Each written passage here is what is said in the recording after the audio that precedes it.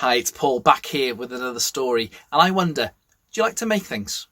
I know I certainly do. And the boy in my story today, he likes to make things too. His name is Andy. He loves watching Blue Peter. He loves having magazines of how things are made. And his room is littered with all sorts of things that you need to make any craft you wanted. He's got paper and card and scissors and glue and cardboard and everything you need to make whatever craft you want. And today he decided he was going to make himself a kite like no other. And I wonder, what sort of things do you think you need for a kite? Well, of course, there's wood, there's fabric, there's glue, there's pens for decoration and string. And Andy spent hours making his kite.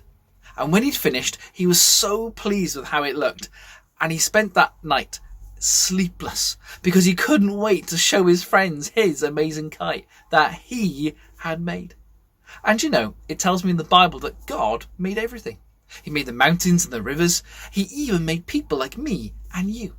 And when he made us, he looks at us and says, that is very good. So the next day, Andy raced down to the park. He couldn't wait to show his friends. And so the kite came out and it drifted into the sky. And then he let the string go a little bit more and it started to dance around in the sky. And then he started to do figures of 8.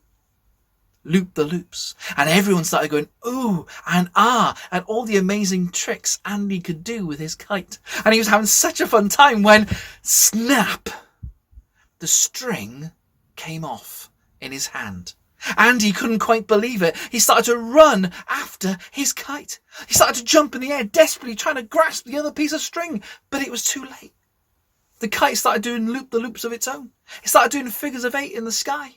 It went over the hills and up into the sky until it was just a speck in the sky. And Andy was so upset. It was his kite. He made it. And now Andy, he's lost it. He was so upset. His mum tried to coach him and tell him everything's going to be okay, but it wasn't. Andy's mum tried to tell him, listen, you can always make another one. But he said, I can't, mum. I made one and it was special. Poor Andy. He lost it. And do you know what? It tells me in the Bible that we're a little bit like that kite. We like to do things our own way. In fact, it tells me in the Bible that Jesus came to find and save people who are lost.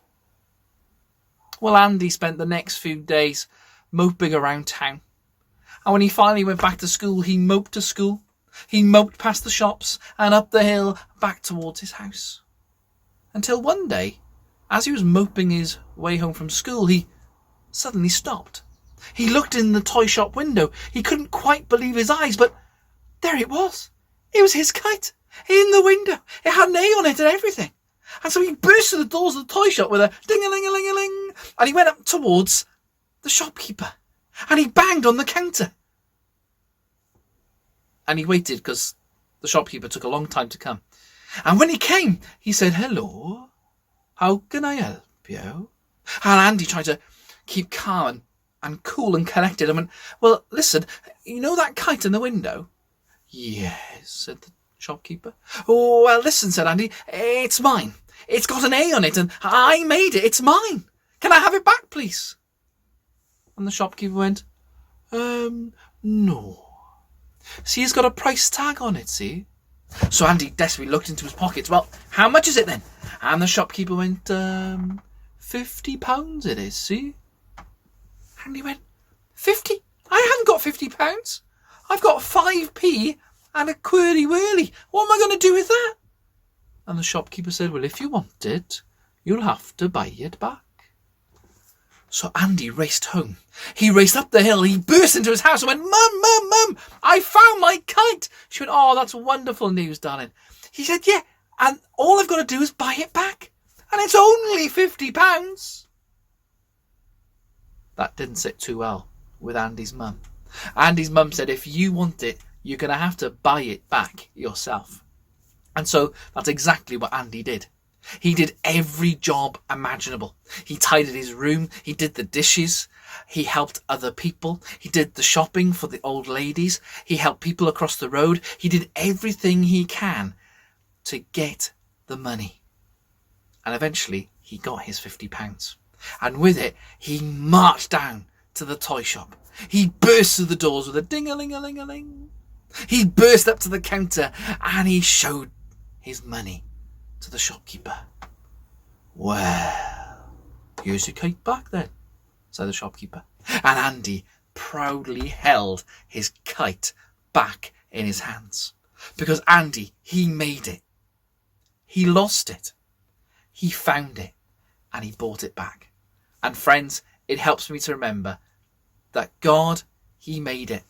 He made the mountains and the oceans, and he made me too. He lost us because we like to do things our own way. But he found us and he bought us back by dying on a cross and coming back to life again. So no matter who we are, where we come from this morning, when we put our faith and our trust in him this morning, he buys us back so that we can be friends with him now and forever in his home in heaven. I hope you enjoyed my story of Andy, and I hope you remember that Jesus can really change your life this morning. God bless.